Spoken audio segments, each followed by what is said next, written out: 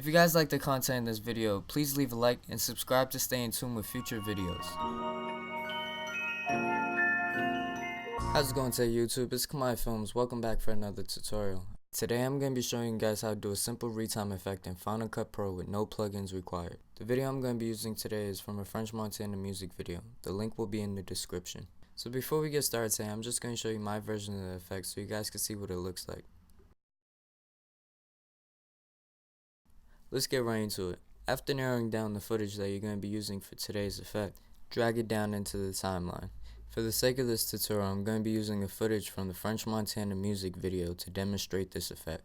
Once the footage is in the timeline, zoom in till you see the 10-second increment marker. Hit the B button to bring up the blade tool and make a cut where you want to start the effect. You're going to want to make another cut 4 frames over. Now that you guys have the clip cut out, what we're going to do here is we're just going to drag the rest of the footage over, so that way we could copy and paste the little clip that we've cut out. To copy and paste it, we're just going to hold the Alt button and drag and drop it over. We're going to do this 4 times. We're going to have 5 little clips, including the original. Now we could reconnect the rest of the footage.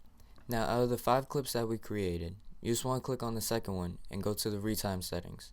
Within the retime settings, you just want to hit reverse clip. We're going to do the same thing for the 4th one. And wrapping today's tutorial up, I'm just going to show you the effect one more time. I appreciate you guys for sticking around to the end. If you guys have any suggestions on effects that you guys want me to cover in my future videos, please let me know in the comment section below. If you guys like the content in this video, please leave a like and subscribe to stay in tune with future videos.